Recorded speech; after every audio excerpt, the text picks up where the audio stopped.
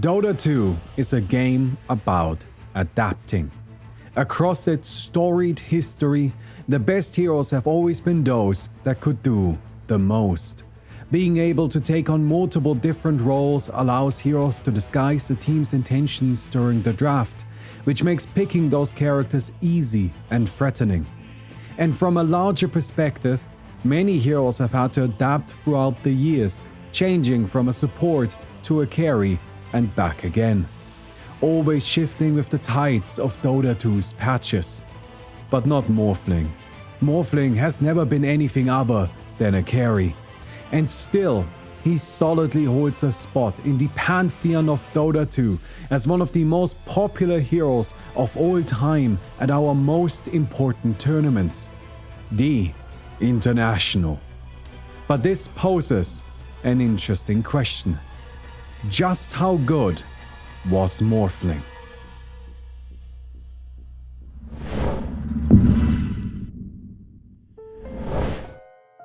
As the night fell on both armies, soldiers stared into the darkened sky, hoping for a good omen. Then, a blazing light split the horizon, granting their wish. As the battle began, the massive ball of ice that had just descended cracked open, freeing Morphling into a world of conflict. Morphling was implemented during the closed beta period before the first International. He was a ranged agility hero with quite strange general attributes. His agility and strength gain were high for the time, but his starting damage, armor, movement speed and attack range were terrible. Morphling's first ability was Waveform.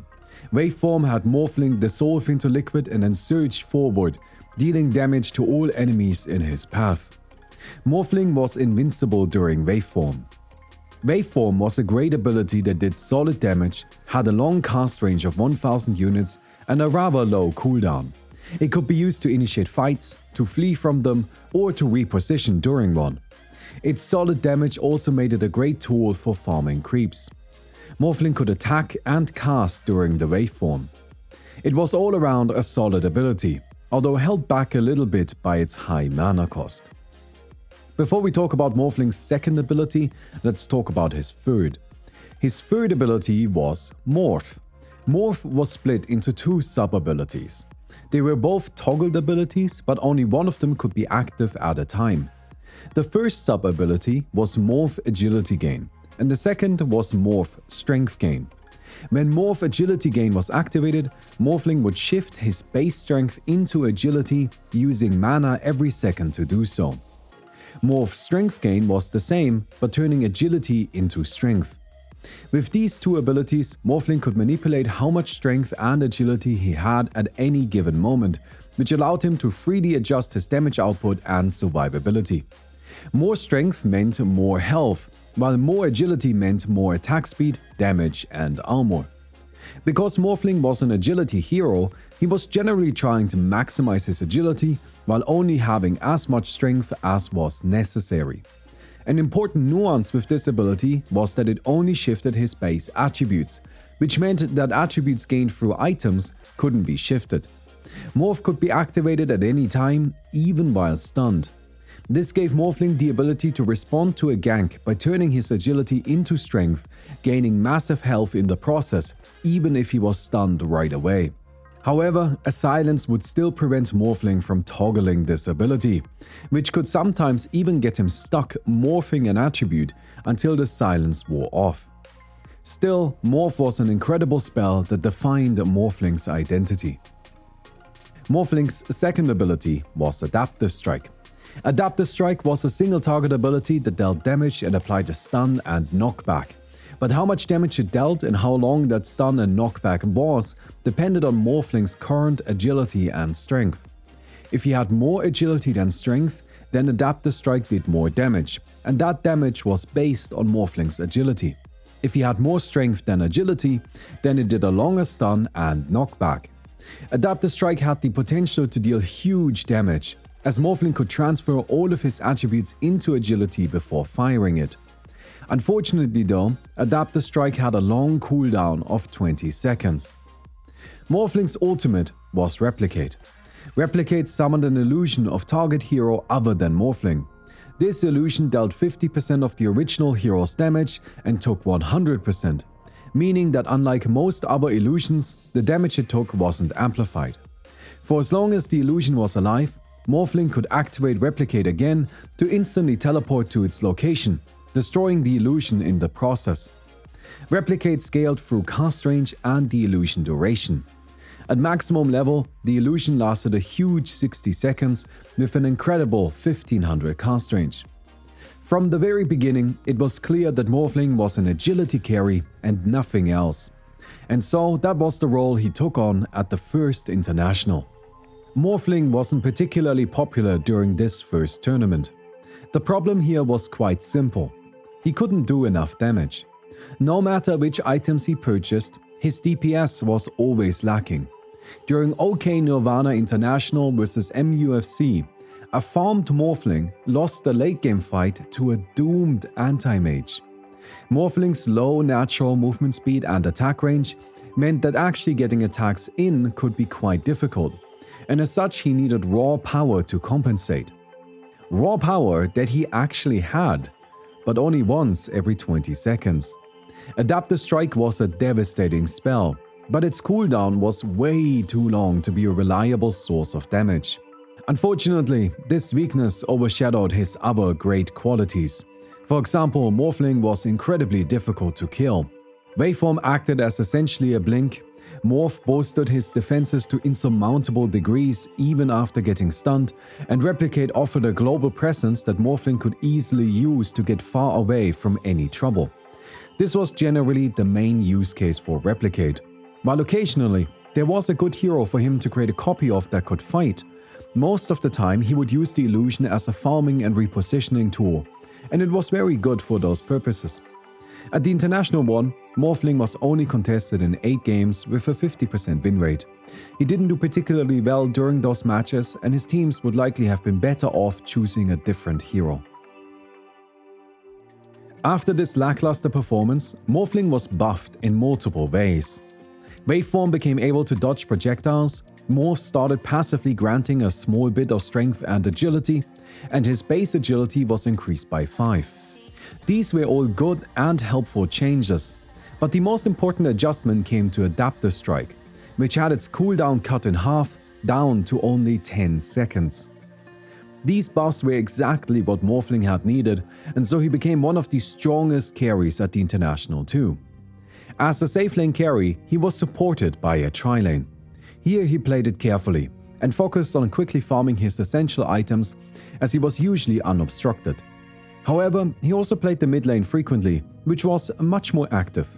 Morphling was a strong mid laner because he got huge value out of Bottle. Bottle was a cheap item that could be used to heal. It came with 3 charges that refilled whenever a rune was picked up or the bottle entered the fountain area. An important nuance here was that it didn't matter how the bottle went back to the fountain, only that it did. This allowed for something called bottle crowing, where players had their team's courier walk to the mid tower, pick up the mid laner's empty bottle, and then return to the fountain. Once the bottle was filled up again, the courier would then return it to the mid.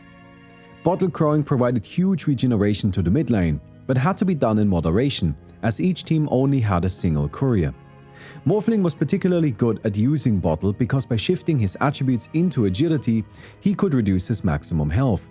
Bottle always recovered a set amount of HP and mana, and so by lowering his maximum, Morphling could increase the percentage of healing he received.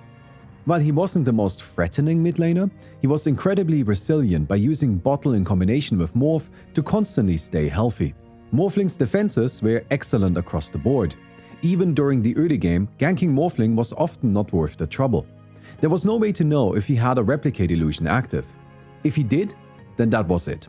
There was no way to kill him, as he could instantly teleport himself to safety. But even if he didn't, Morph and Waveform by itself made killing him so difficult that it required a large group of heroes. And when a team lost track of that many opponents at once, then a farming carry should retreat anyways. There was nobody that could solo kill a Morphling. This allowed him to play super greedily, constantly farming and pushing out lanes, and that in turn made him quite powerful against pushing strategies. While Morphling himself could still get overwhelmed by them, as any carry could, his global presence allowed him to push out the lanes where the death ball wasn't.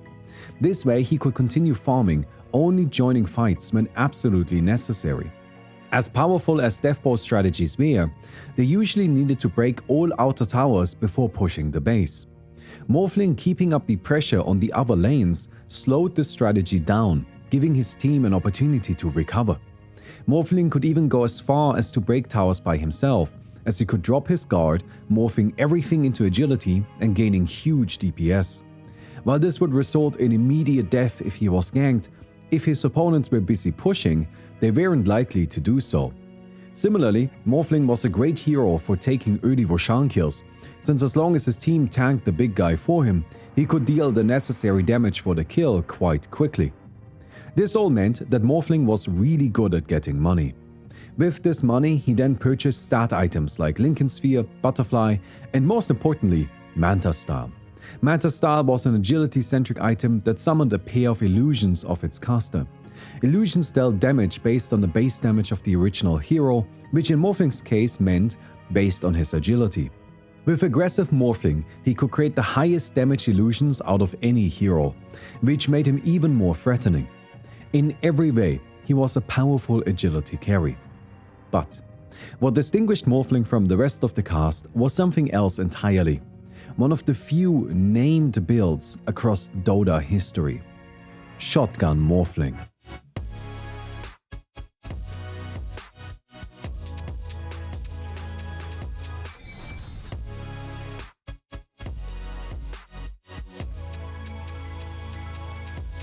The most dangerous, the most impactful item he could buy was Ethereal Blade, which paved way to an instant kill combo. Ethereal Blade was a combination of Eagle Song and Ghost Scepter. It provided amazing stats, including 40 agility, and had a powerful active effect that could be targeted at either an ally or an opponent. When used on an ally, it turned them ethereal for a few seconds. This was useful for emergency situations, but wasn't the purpose of the item. But when targeted at an opponent, that opponent took damage equal to 125 plus 1.5 times the main attribute of the caster. If Morphling went all in on agility, Ethereal Blade did hundreds of damage. But it also turned its target ethereal for 4 seconds, slowing them by 80% and making them 40% more vulnerable to magic damage. Adaptive Strike, amplified like this and fully embraced, then followed with even higher magic damage, killing the unlucky victim. Shotgun Morphling opened fights with a kill. This made him incredibly oppressive if he was ahead, as a quick Ethereal Blade purchase could mean the opposing carry simply didn't get to play. Shotgun Morphling was the reason why, despite all the difficulties, Morphling's farm had to be stopped, but as we already discussed, that was nearly impossible. At the International too, Morphling was one of the strongest and most popular heroes in the game. He was contested in 124 games, over 80% of the tournament, with a fantastic 56% win rate. While saying that he was the strongest carry of TI2 is probably untrue because Naga Siren existed, unlike with her, players actually knew what to do with Morphling and played him excellently and frequently. While Naga Siren was the theoretically strongest carry, in terms of actual practical performance, Morphling was king. After the International 2, Morphling received a set of fairly significant nerfs in patch 6.75. Waveform had its AoE reduced and no longer allowed Morphling to attack and cast during it. This may seem like a minor nerf, but it made Morphling much clunkier to play, as Waveform now forced him into an awkward mid-fight pause. Before this patch, Morphling often initiated with a Waveform, during which he cast E-Blade and Adaptive Strike, which couldn't be prevented because he was invincible during the Waveform. But now he had to cast both after arriving, which gave a window of opportunity to stun or silence him. And while he would usually only get a single attack out during Waveform, for a high DPS hero like Morphling, that attack mattered. Even more so now, as his base damage was also decreased by 6, severely weakening his early laning power. At the very least, Waveform started providing 1000 flying vision for a brief moment. Another nerf came to Morph, which had its mana cost increased by 50%.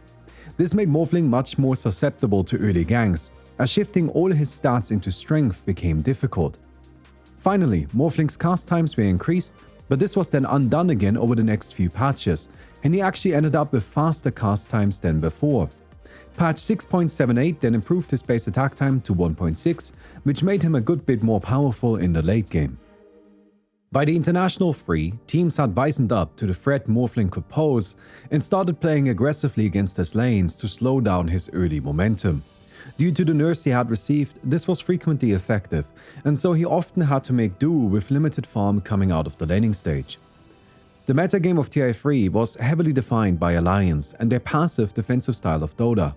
Games were low on action and kills as both teams focused on farming. Pushing was either done in a death ball after farming was finished or through incessant split pushing in multiple lanes. Morphling's defining feature at TI2 had been how difficult it was to stop him from farming, how great he was at maintaining a strong economy in an environment that stressed him. But at TI3, his farm was often unobstructed, easy. This may sound contradictory to what I said earlier about his tri-lane frequently getting challenged, but past that initial laning stage, Morphling was often left alone and went ignored. Challenged when he couldn't fight, and then undisturbed when he wanted to draw the attention away from his team. A counter rhythm was developed that made Morphling feel awkward and clunky. He often couldn't find the right opportunities to build momentum and become the overwhelming carry he used to be. But he was also just generally clunky to play. No longer being able to cast and attack during waveform had a visible impact on the dexterity that players showcased while playing him. While before he felt like a swift carry that smoothly transitioned from attacking to movement to casting spells, now he lost all of that and he felt static and rigid. At the International 3, Morphling was contested in 12 games with 5 wins and 4 losses. Honestly, he was probably a good bit better than these statistics imply, but I speculate that players just didn't enjoy playing him anymore because of how unwieldy he felt. Overall, not a very successful year. After TI3, Morphling only received 2 changes. Morph had its level 4 shift rate buffed, and he became able to cast and attack during waveform again. At the International 4, Dota healed and returned to its natural state, where bash your head against towers until they break pushing teams were a regular part of the metagame. Some teams may have taken that strategy a little bit too far, but overall Dota 2 had returned to a metagame much more similar to what it was at TI2. Morphling had also been returned to more or less the same state as he was back then, and so he performed great at the International 4. There were no changes to his core strategy, although his item build became more rigid, now usually following the pattern of Lincoln Sphere into Ethereal Blade. Overall, he was contested in 63 games, over 36% of the tournament with a great 60% win rate. Both of the tournament-defining teams in VG Gaming and Newbie played Morphling frequently, relying on his global presence to be a strong carry both in and against aggressive teams. After this successful outing, Morphling received a few changes. Adaptive Strike had its maximum stun duration increased, now capping out at an incredible 4.25 seconds, and it received a projectile. While this projectile traveled quite quickly, it still introduced a bit of delay to the ability. Then he gained an Aghanim Scepter effect.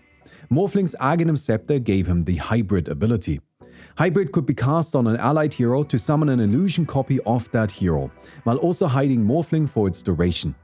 The Hybrid illusion took regular damage, but only dealt half attack damage, and it could cast the copied hero's abilities, except for their ultimate. Once the illusion was killed or expired, Morphling reappeared.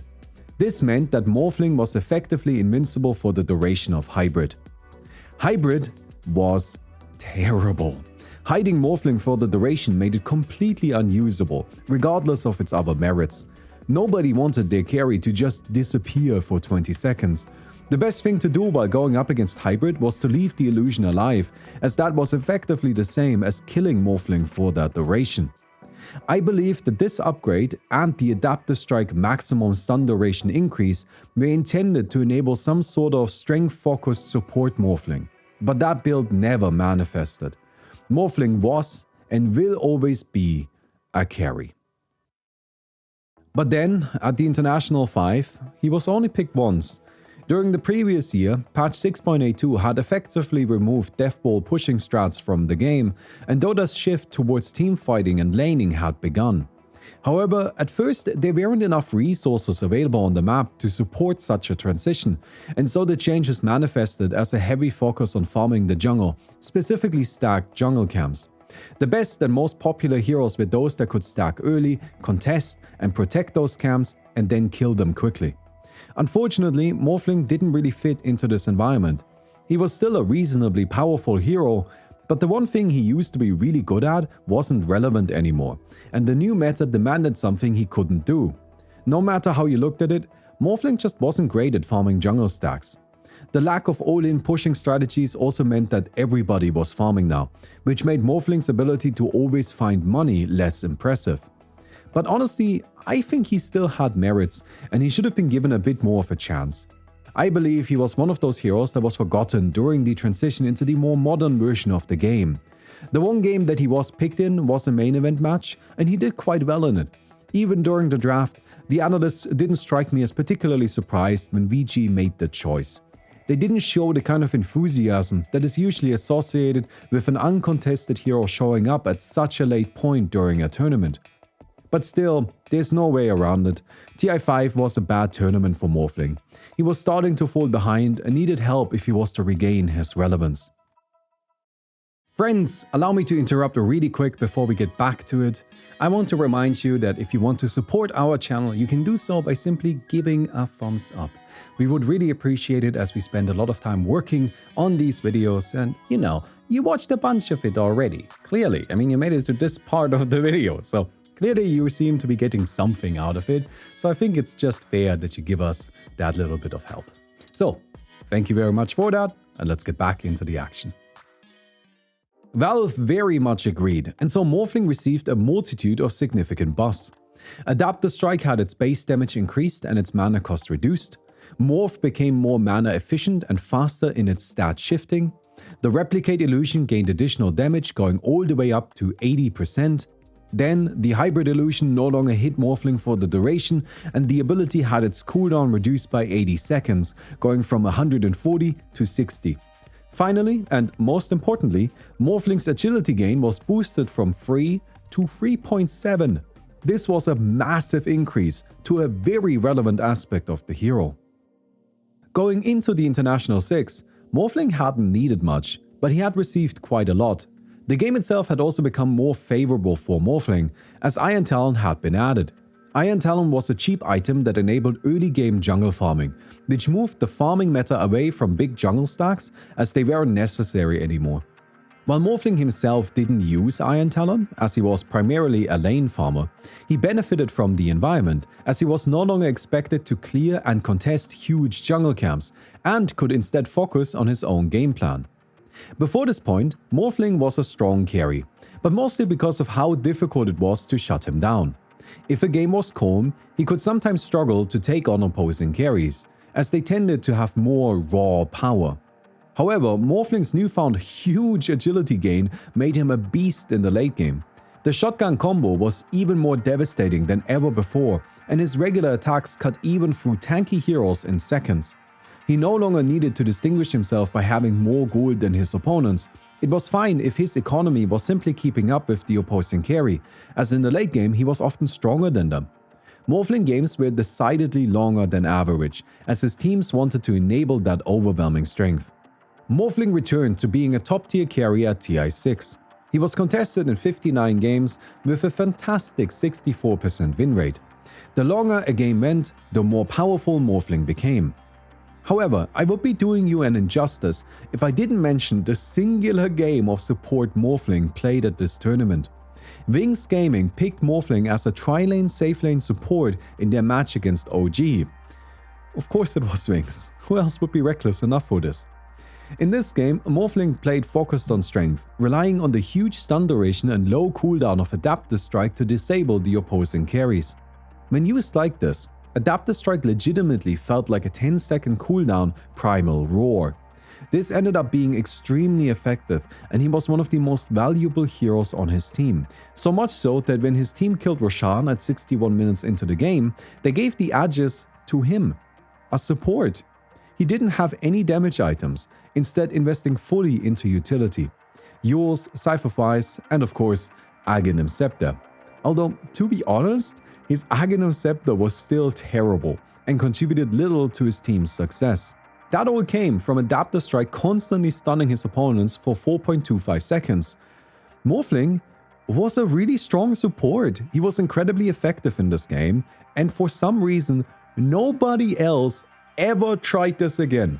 This is the only game of support Morphling ever. Wings Gaming did try him here, they did win the game, and they also eventually won the tournament. So do with that information what you will.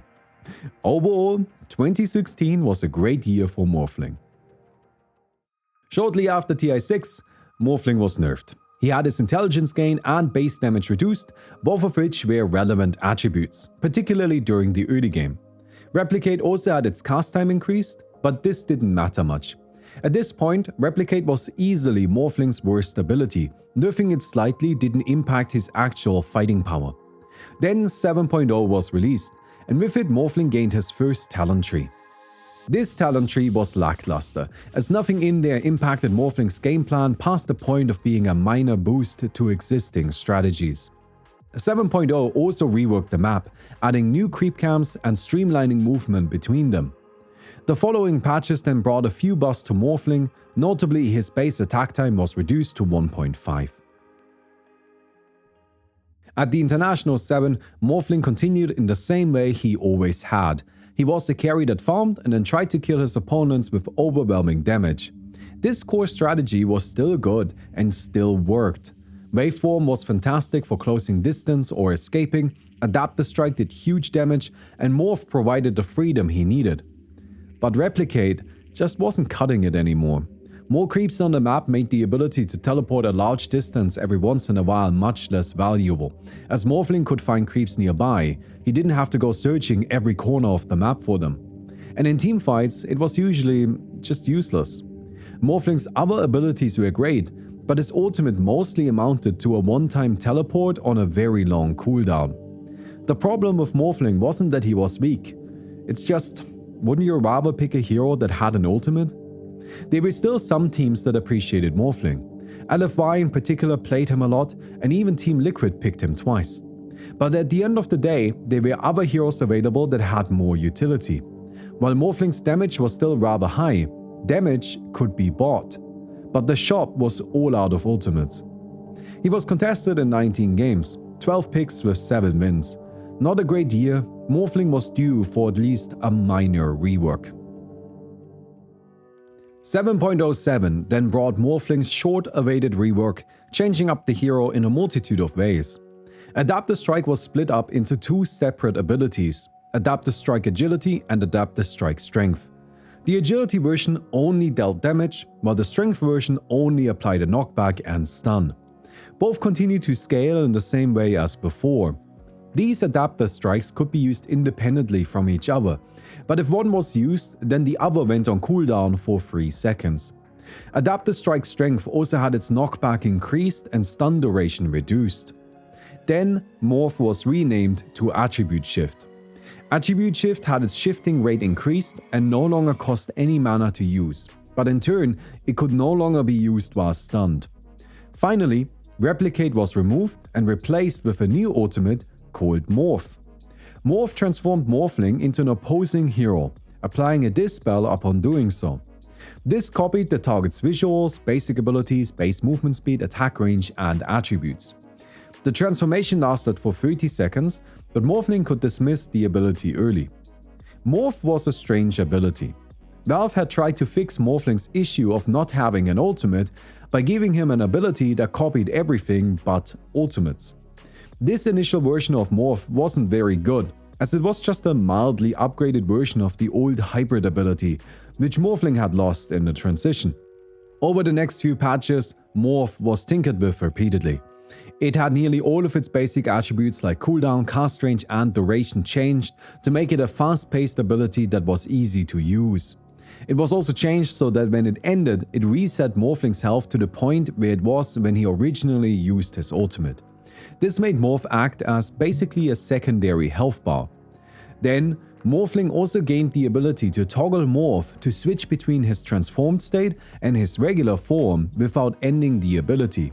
He could now transform into a hero, use their spells for effects and their health to tank, and then switch back to his regular form with his normal abilities and previous HP. And the best part about this is that the toggle was free, only had a 1-second cooldown, and dispelled Morphling every time he used it. Actually, that last part was very silly and quickly changed to only dispel him on the initial cast. Morphling's other abilities and attributes were also adjusted a bit. Notably, Waveform lost some damage and had its cooldown increased at early levels, Adaptive Strike was buffed across the board, and Morphling's already terrible intelligence was reduced even further. Luckily for him, while he was transformed, he also wouldn't use his own mana pool. He also technically lost some movement speed, but in practice he actually became faster because of the addition of perks. Perks provided all heroes with a bonus based on their primary attribute. For agility heroes, that meant they gained a small bit of movement speed for each point of agility. Since Morphling often had a huge amount of agility, this was actually a fairly significant bonus for him. His talents were also reworked to this. Overall, these were quite solid. Of particular interest was the Morph Targets Allies talent, as it allowed Morphling's team to proactively build a combo with the hero. Usually, Morph was a very reactive ability, where Morphling had to hope to not only have a good target on the opposing team, but then also to manage to get into position to actually use the ultimate on that target. With this talent though, his team could pick a combination of heroes that he could then reliably transform into every fight. But unfortunately, it only became available at level 20, which was too late to be relied upon. At the International 8, Morphling became a mildly different kind of carry. Ethereal Blade became less common, as his new ultimate worked best if Morphling had more generic items that were useful on a broad range of characters. For example, Dragonlance became a lot more popular because the stats it provided worked well on all ranged attackers which Morphling might transform into, while being a good item for the hero himself as well. Instead of shotgunning, he put emphasis on simple, basic attacking. In the early game, the new free attribute shift made Morphling very resilient in lane, as he got great value out of healing items. If he ever took substantial damage, he could easily put all his stats into agility, use a health potion, tango or bottle to recover his HP, and then transfer the stats back into a more sensible distribution. While he could already do this before, the lack of mana cost made it much easier to incorporate frequently. Attribute Shift became his primary ability for the laning stage, even more so than Waveform. While this certainly helped his early game, past that point, Attribute Shift was unfortunately much worse than it had been because it couldn't be used while stunned anymore. Morphling became much easier to kill when caught, but in turn, thanks to his new ultimate, he retained some of his previous survivability during fights. He had 2 health bars which he could swap between freely. Even if the hero he copied had no relevant abilities, he could still use their body as a shield, assuming he didn't get disabled. If he did, then being transformed could actually end up being harmful, as the heroes he transformed into likely had less survivability than Morphling himself. Occasionally, he would get to copy a useful hero, but most of the time he just settled for whoever was around. Morph was largely unexplored. The ability had clear potential, but nobody really knew how to use it yet. As a result, Morphling became a niche pick. He was contested in 25 games, 10 of which were actual picks, with a terrible 30% win rate. Surprisingly, tournament winners OG picked by far the most Morphling out of anyone, 7 games. And overall, they didn't do that well with him. They played him as a generic right-click carry that was ultimately not all that impactful. At TI8, Morphling found himself in a state of ambiguity, with no clear direction and as such quite lacking results. Over the next few patches, Morphling had all of his abilities mildly nerfed in a variety of ways. Notably, Morph no longer dispelled him. However, he also received a significant increase to his strength gain, which was very beneficial. Aside from his intelligence, Morphling had incredible stats now. Then, Morphling received an Aghanim Scepter upgrade for Morph. This made it so that while he was transformed, he gained 35% cooldown reduction, 50% mana cost reduction, and an incredible 600 cast range. It didn't take long for this upgrade to receive a minor rework, losing its cooldown reduction and instead gaining the ability to target allies. With this addition, his level 20 talent was also changed to 15% cooldown reduction instead. By allowing Morphling to target allies with Aghanim's Scepter Morph, Valve had opened a very dangerous Pandora's box. While level 20 was difficult to reliably reach, Aghanim's Scepter was cheaper than most of the other items Morphling already bought, and it provided stats that Morphling cared about. Incorporating it into his item build was trivial. But choosing the right target for the transformation posed a few problems. When Morphling transformed, he took on the attributes of the hero he turned into, who was probably much weaker than him because Morphling was always his team's main carry. Ideally, he wanted to use the transformation to gain some sort of buff that he could retain even if he turned back into Morphling. He was also looking for a hero that could help fix his own issues, particularly his lacking mobility and attack range, and his susceptibility to disables. These were some heavy restrictions, but they left two characters that made for perfect partners. First, there was Dark Willow. Dark Willow was a support centered around powerful disables, but with low mobility herself. To survive in fights, she relied on Shadow Realm, an incredible ability that turned her untargetable for up to 5 seconds, during which she charged up a powerful attack that did additional magic damage and gave her substantial bonus attack range. By itself, Shadow Realm could only be used for a single hit, but Dark Willow also had an Aghanim Scepter upgrade that let her attack freely during Shadow Realm. If Morphling bought an Aghanim Scepter to transform into Dark Willow, he could then also use her Aghanim Scepter upgrade. Importantly, Shadow Realm persisted if Morphling transformed back after using it. He could turn into Dark Willow, activate the ability, then turn back into Morphling to gain his own powerful stats, and then start attacking.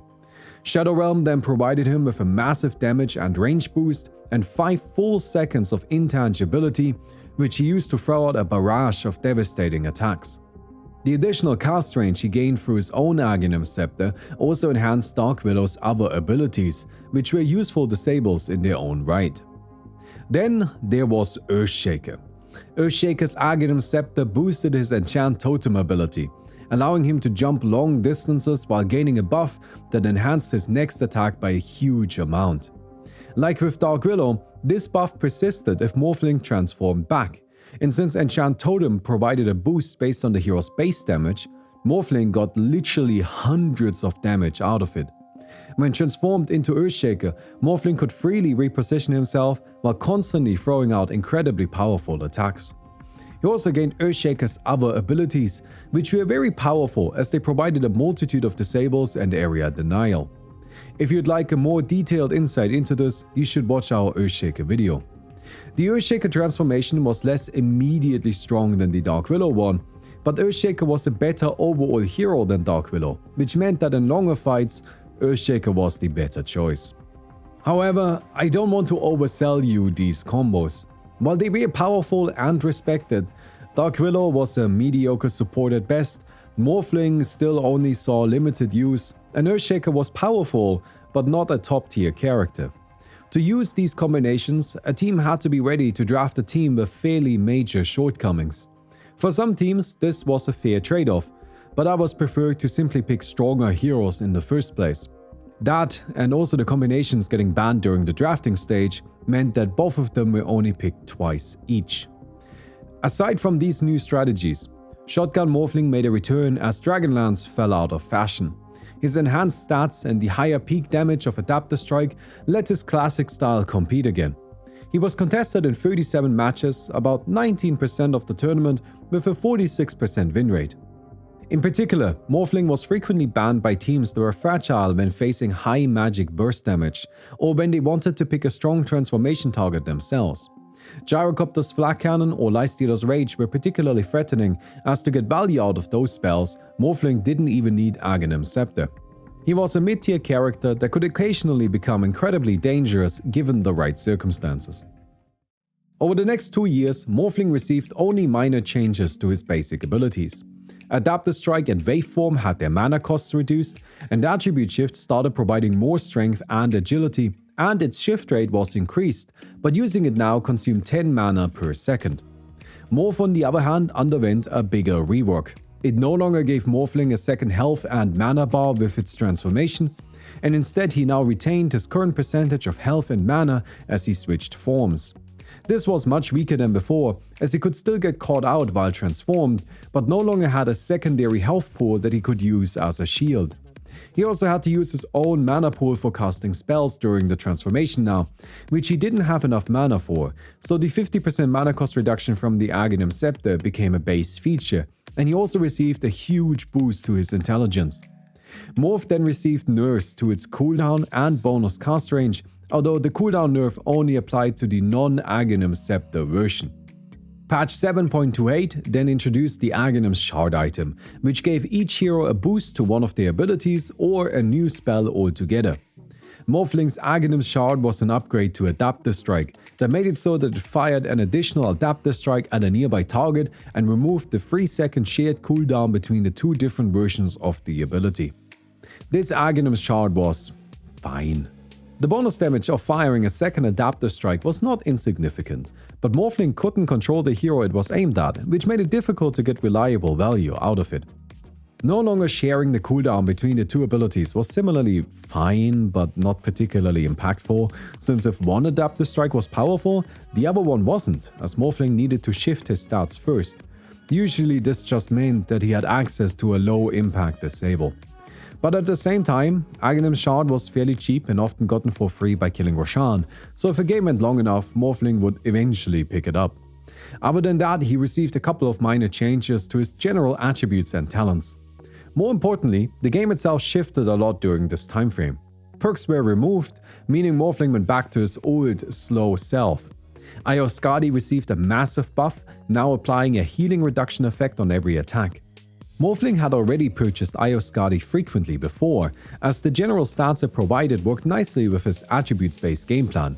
But now it was an incredible item all around that also synergized well with the hero. It immediately became a high priority choice for Morphling. Also introduced were neutral items, which provided easy bonus stats to all heroes, the max level was raised to 30, and bonus attributes at high levels returned, which strengthened the late game power of all heroes, but particularly that of those that relied on attributes. Dota changed and gave everybody the ability to become powerful in later stages. These patches manifested at the International 10 in a carry-centric low-action metagame that placed heavy emphasis on farming and enabling powerful late-game heroes.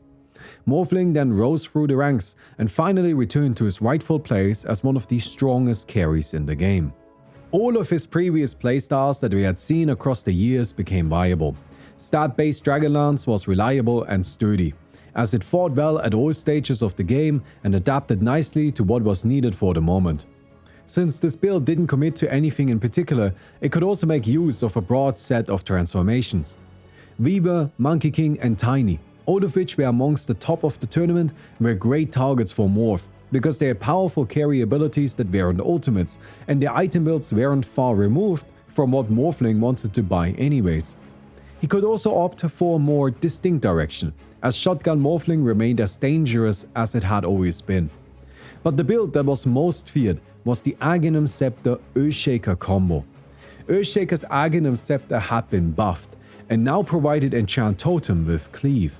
This allowed Morphling to rush the item, because it gave him an incredible farming tool that was also overwhelming in fights. Enchant Totem and Fissure, coupled with Morphling's existing strength, was already often too much for many teams to handle.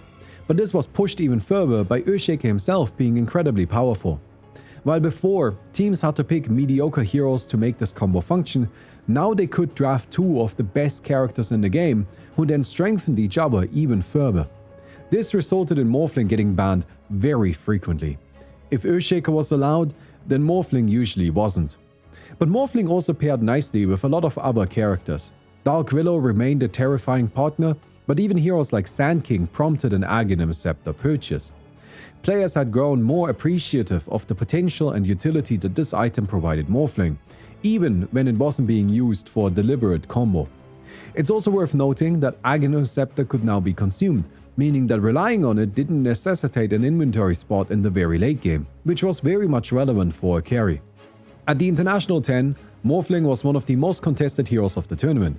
He was picked and banned in 116 games, just about 60% of the tournament, with a fantastic 60% win rate. Out of those 116 games, 86 of them were bans.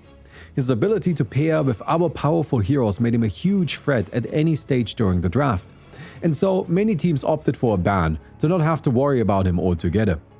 But he himself hadn't gotten much stronger. Dota had changed to accommodate heroes like Morphling better, and so he returned in full force, favored by the best teams and dominating the games he played. 2021 was a great year for Morphling, but I think Valve didn't like how playing against Morphling could at times feel unfair. Abilities like Enchant Totem and Shadow Realm were never intended to be used by a high DPS hero like Morphling, and so when he got the opportunity to, it could end up in very oppressive games. Patch 7.31 reworked his Aghanim Scepter again. This time it buffed Morph to now steal 20% of each attribute from his target. He also gained an additional bonus depending on his target's primary attribute, being status resistance for strength, attack speed for agility, and spell amplification for intelligence.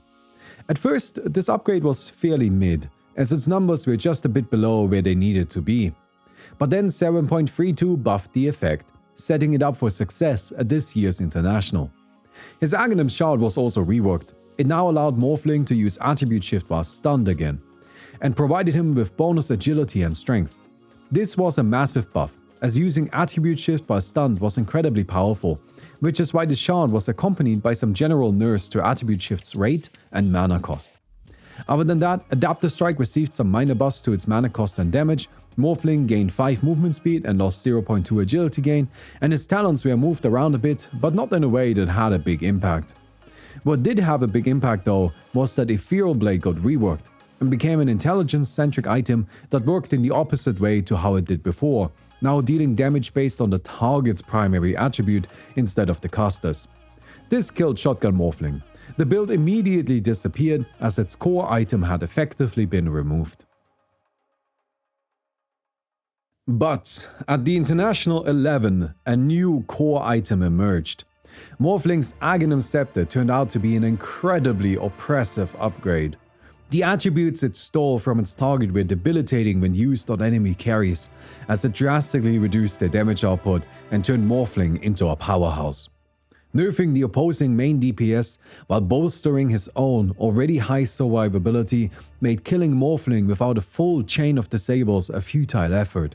He could repeatedly dive into fights over and over again, safely manipulating his own health with his new Aghanim Shard while landing powerful attacks and spamming Adaptive Strike. Because of the loss of E-Blade, Adaptive Strike was no longer build defining, but it was still powerful, as its flexibility and damage output far outperformed other similar abilities. The stat reduction Morphling applied was particularly impactful when used on other stat-based heroes, particularly those that relied on illusions like Terrorblade. This was because those heroes needed the stats Morphling stole the most, but also because of an unusual quirk of Morph. If Morph was cast on an illusion, it would then rebound to that illusion's controller, applying the full effect to them. This made it practically impossible for illusion-based heroes to play around Morph, as they would have needed to constantly keep their illusions out of range. Morph also pierced BKB. The only realistic defensive option was Lincoln Sphere, but that required purchasing an item that added little immediate fighting power. And either way, Morphling could force his way through it with an Adaptive Strike. There was no good way to prevent him from landing his ultimate on his chosen target. Morphling was an incredible hero against teams that relied on one dedicated carry as their main source of damage, as he nerfed that hero into the ground while strengthening himself. The best way to deal with Morphling was to have multiple carries that could each do relevant damage, and ideally that damage was ability based, coming from the right attribute. For example, Morphling was very strong against Leshrac, because Leshrac was an intelligence hero that dealt spell damage, so losing spell amp severely hindered him. But against a hero like Pangolier, who still mostly relied on spell damage but was an agility hero, Morph wasn't really that effective. Still, even in those scenarios, he could instead use Morph selfishly, targeting the enemy hero that would give him the best stats and abilities, and then fight with those. He could become incredibly powerful even when copying non-carries. Morphling was great during long fights. as attribute shift allowed him to closely control and manipulate his health, and the damage he stole weakened the staying power of opposing carries. This and his naturally high attack speed made him great against Wraith Pact, which dominated the field at TI 11. Morphling had no problems closing the gap to it and could then kill it quickly without much trouble. He was also effective on teams that used Wraith Pact, as getting affected by it and the Morph Aghanim's meant that nobody dealt any damage anymore. Overall, Morphling was an amazing hero at the International 11, getting contested in 158 games, over 68% of the tournament. However, his win rate was rather low at 43%. This was because, like many heroes that relied on a specific gimmick, Morphling could find himself cornered during the drafting stage. He was usually banned, and the games where he was allowed, he had to go up against teams that were fully ready for him. They picked a multitude of stunts and silences to overwhelm the defenses of Attribute Shift, and heroes like Pangolier, Visage, and surprisingly, Naga Siren, who could overwhelm him even if their stats were stolen. But despite his lower win rate, Morphling was a game-defining hero at the International 11. As I'm sure comes without surprise, across the next year, Morphling's Aghanim Scepter was reworked again. It now added an alternative casting option to Morph. When enabled, instead of transforming into his target, Morphling would create an illusion of it that could cast basic abilities that dealt 100% damage but took 300%. Morphling could teleport to this illusion at any time, destroying it in the process and taking on the transformation himself. This upgrade was a sort of combination of the old replicate and hybrid abilities, and just like those, it really had no place in modern Dota 2. Morphling's new Aghanim Scepter never saw any use past filling up the inventory once there was nothing else left to buy. Aside from that, Waveform had its cooldown increased and Attribute Shift's bonus attributes were moved to Adaptive Strike. This was actually a huge deal, as previously Attribute Shift provided Morphling with both the flexibility and raw power through the bonus stats that he needed for the landing stage. Adaptive Strike was powerful, but mostly in the later stages of a match, when Morphling had the items that he needed to enhance his damage. This change forced players into skilling Adaptive Strike early, which was much weaker than the previous Attribute Shift-centric builds. Finally, Morphling gained a small bit of strength and had his talents adjusted mildly. At the International 12, Morphling was bad. The Shotgun and Aghanim Scepter builds had both been deleted, and so all that was left were generic agility carry items. He had lost everything that made him Morphling. While the metagame at TI-12 should have been good for him, with many games going very long, resulting in the highest average game time since TI-1, there just wasn't really a reason to pick him. His damage was mediocre, his low attack range forced him to get closer than a ranged carry really wanted to, and he wasn't even tanky anymore, as much of his survivability had previously depended on the instant teleport, then the second health bar, and then the stolen stats from his ultimate. But the current version of Morph was the worst it had ever been, and Morphling again felt as if he didn't have an ultimate at all. While against certain heroes, like Faceless Void or Phantom Lancer, there was value to transforming into them, that value wasn't on par with what other carries, even those two aforementioned ones, could offer. Think about it this way. Would you prefer to have a Morphling on your team that could occasionally turn into Faceless Void without his incredibly powerful ultimate? Or would you rather just pick the Faceless Void in the first place and then get to use Chronosphere? This was all made much worse by the drafting environment of the tournament. Tanky, disable-orientated characters were very popular, which meant that most teams had ways to absorb Morphling's damage and then overwhelm him with continuous disables. Morphling was not a good hero at TI-12, but there were still some believers. Their efforts were not rewarded, as across his 23 contested games, Morphling only garnered a disappointing 38% win rate. Over the past few years, he had relied on gimmicks to be powerful, and with all of them gone, he couldn't compete. Morphling has always been only a carry. While he had a bit of a slow start, once his damage was fixed, he was nothing short of exceptional. Unlike most of his contemporaries, he could survive against aggressive pushing strategies by abusing the very essence of what made those so effective. His ability to aggressively split push while being unkillable unless great effort was invested slowed down deathball strategies enough that he could farm and become strong. Shotgun Morphling. Two words that invoked despair in all supports, as they knew their lives may be forfeit at any moment.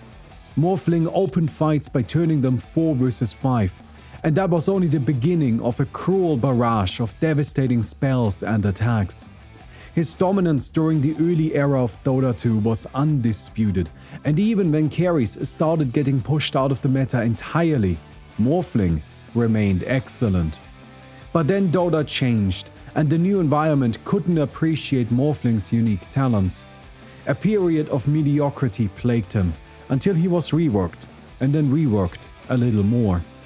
Finally, arriving in the modern era, he yet again became a dominant force, this time on the back of his powerful Aghanim Scepter, which paired him with other incredible heroes to create a monster of a carry that was blatantly unfair. Enchant Totem Morphling was fast, flexible, and overwhelmingly powerful. Then, his Aghanim Scepter was reworked, turning into a taxing debuff that nerfed its target into irrelevance. Playing against Morphling on even ground became impossible, as it only took him one button press to cut away a third of his target's strength. While less visually impressive, this style invoked a harrowing feeling of oppression. And so, it too was removed. Now, Morphling finds himself lost once again. Not forgotten, but seemingly intentionally abandoned. Even the most recent patches don't present any hope. But don't despair. While right now might not be his time to shine, across Dota history, Morphling was game-defining in the years that he was allowed to play, and still reasonably solid anytime else. He was nothing short of excellent, arguably as strong as a hero that only played a single role could possibly be. While he isn't a candidate for greatest, he finds himself right below that pantheon as an undeniably top-tier character. Morphling has always been only a carry, but a monster of a carry he was.